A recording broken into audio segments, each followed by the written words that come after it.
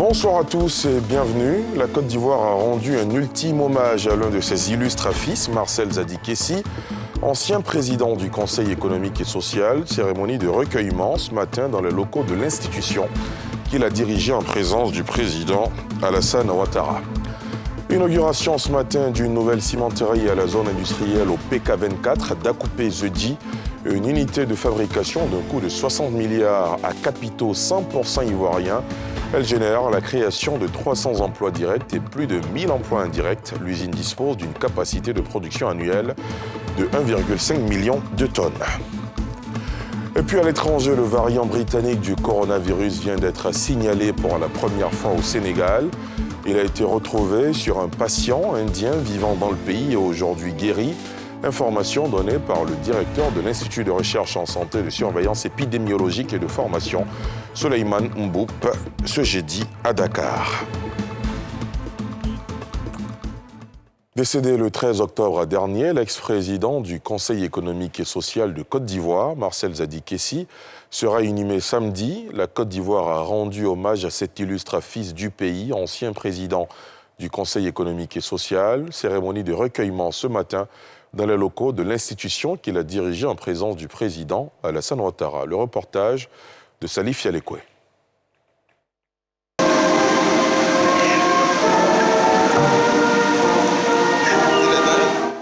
Ce jeudi, sur l'esplanade du Conseil économique et social, environnemental et culturel, l'heure est au recueillement.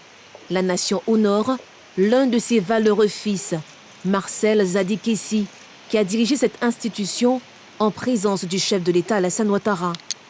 À cette occasion, le directeur général de Fraternité Matin, Venance Conan, par ailleurs conseiller économique, social, environnemental et culturel, a salué les qualités humaines et professionnelles de feu Marcel Zadi-Kessi, ce grand serviteur de l'État, un acteur de développement. Figure emblématique de l'histoire de notre pays et icône du progrès et du développement, notamment local, Marcel Zadi-Kessi restera un manager émérite des hommes et des entreprises, un leader dont la vie et le parcours imposent à tous le respect. Parcourir les traces de Zadi, c'est explorer les chemins d'un pionnier, d'un bâtisseur des hommes et de la cité.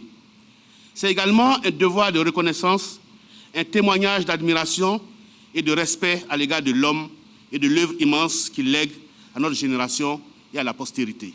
Des honneurs militaires et la remise du drapeau national par le président de la République à la veuve de feu Marcel Zadi-Kessi ont également marqué ce dernier hommage.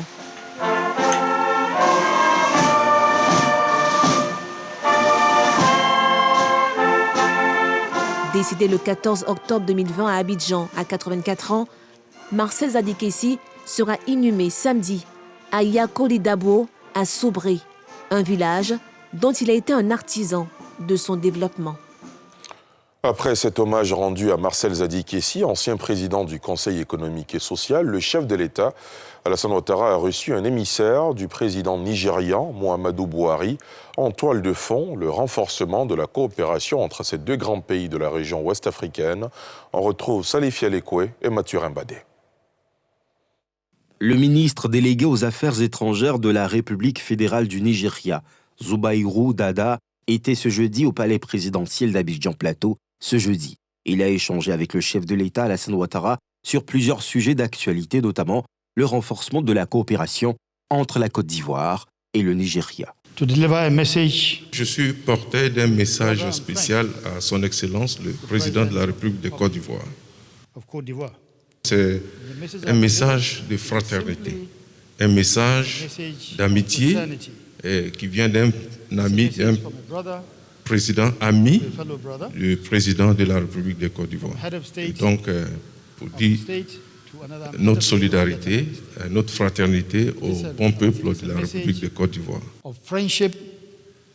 A message of solidarity with the government and people of the Ivory Coast. Des échanges qui montrent la vitalité de la coopération entre ces deux puissances de l'Afrique de l'Ouest. Je vous l'annonçais en titre, l'inauguration ce matin d'une nouvelle cimenterie à la zone industrielle au PK24 d'Akoupé jeudi. Une unité de fabrication d'un coût de 60 milliards de francs CFA à capitaux 100% ivoiriens. Elle génère la création de 300 emplois directs et plus de 1000 emplois indirects. L'usine dispose d'une capacité de production annuelle de 1,5 million de tonnes. Les précisions de Yeli Traoré et Eric Imo. D'un coût global de 60 milliards de francs CFA, la nouvelle usine de la société Ciment Côte d'Ivoire, installée dans la zone industrielle d'Ayama, PK24, devra tourner au rythme de 1,5 million de tonnes par an. Il est à souligner que cette unité de production est constituée à 100% de capitaux ivoiriens, ce qui constitue un motif de fierté pour ses promoteurs. Bixim vient avec assurance enrichir l'offre de ciment et services en couvrant toutes les applications demandées par le marché ivoirien avec un ciment de qualité numéro 1, rendu accessible partout sur tout le territoire ivoirien. Le ministre du Commerce et de l'Industrie évoque sa satisfaction étant donné que la construction de cette usine va dans le droit fil de la politique d'industrialisation prônée par le président de la République. La cérémonie qui nous réunit ce jour, à savoir l'inauguration de la Société de ciment de Côte d'Ivoire, en abrégé SCCI, revêt une grande importance en ce qu'elle s'inscrit parfaitement dans la dynamique de développement économique de notre pays et plus particulièrement de son industrialisation. Le secteur du ciment connaît aujourd'hui une évolution, je pourrais dire, spectaculaire, avec une capacité nominale de production qui est passée de 2 400 000 tonnes en 2011 à environ 5 700 000 tonnes en 2017, puis en 2019 à 12 550 000 tonnes, soit une hausse de plus de 400% en peu de temps. Cette nouvelle unité de production, qui sera la 6e du pays après les 4 d'Abidjan et celle de San Pedro, générera 300 emplois directs et plus de 1000 emplois indirects.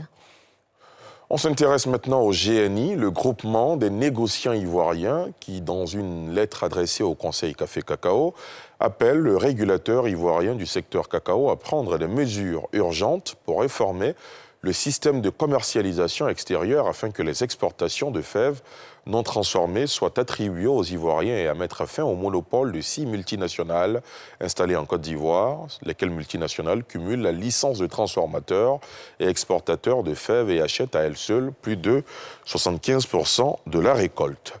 Pierre Dipomelin. L'économie de la Côte d'Ivoire repose sur l'agriculture. Le cacao à lui seul constitue 40% de recettes d'exportation et contribue pour 10% à la formation du PIB, produit intérieur brut.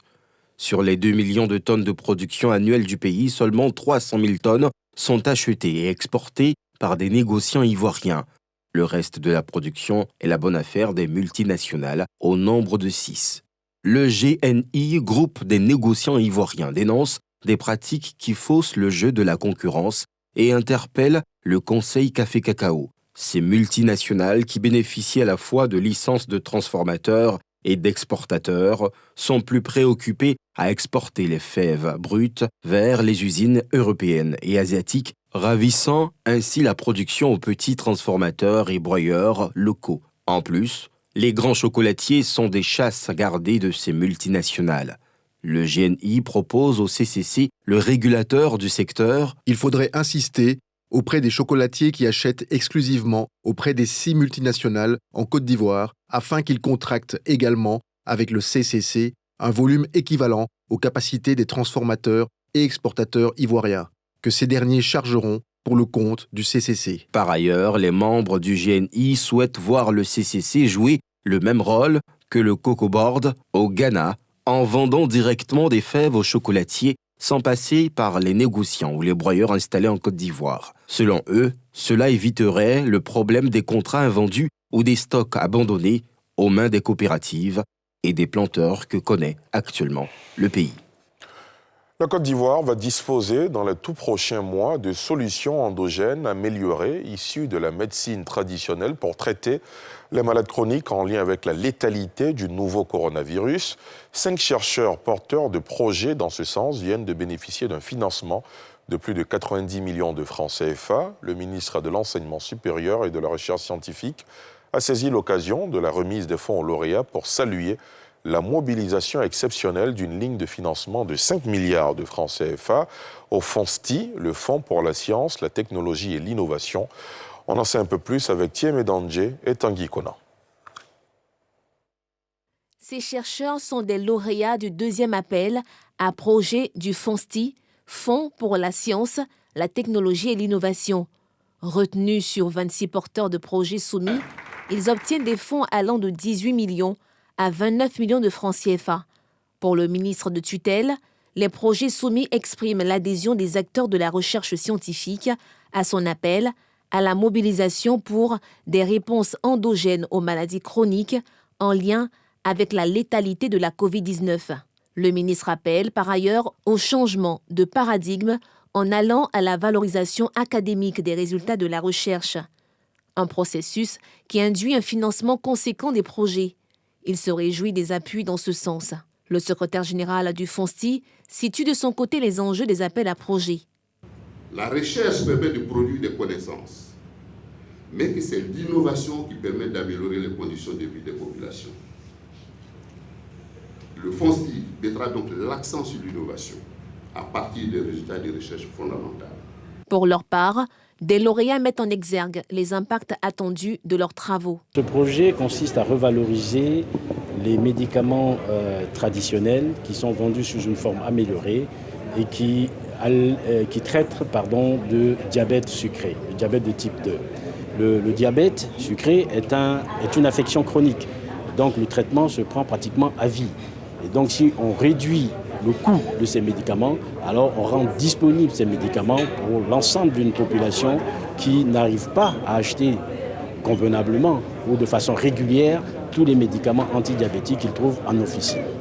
Ce projet porte sur la formulation de nouveaux alicaments à base de fruits et légumes pour lutter contre les maladies du diabète et de l'hypertension artérielle. L'intérêt pour la population souffrant de maladies chroniques, notamment le diabète et l'hypertension, sera résolu avec ces aliments que nous aurons à formuler. Notons que les projets proposés lors de cette session ont porté sur la lutte contre les maladies chroniques dans le cadre de la valorisation de la pharmacopée et de la médecine traditionnelle.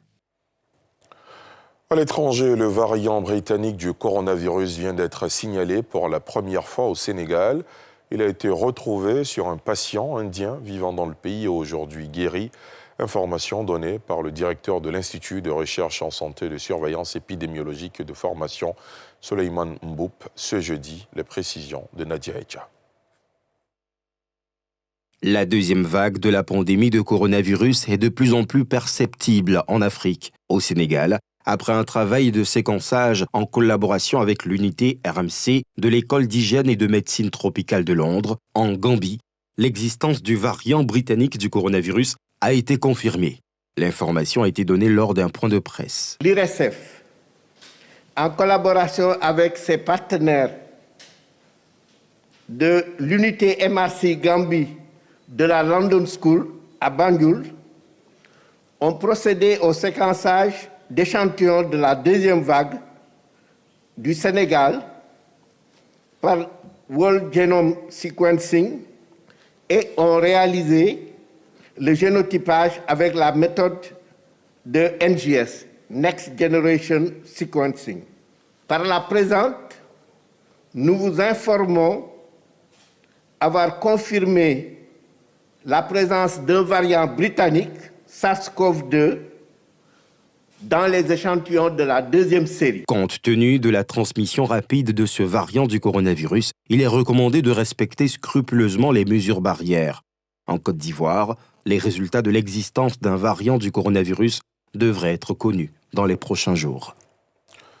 Et c'est ici que prend fin ce journal préparé par l'ensemble de la rédaction. Merci de l'avoir suivi. Dans un instant, après la météo, on retrouvera Sans Réserve qui reçoit ce soir Ibrahim Kuibiar Koulibaly, président de la commission électorale indépendante, qui nous dira absolument tout sur les préparatifs des élections législatives du 6 mars prochain. À tout à l'heure.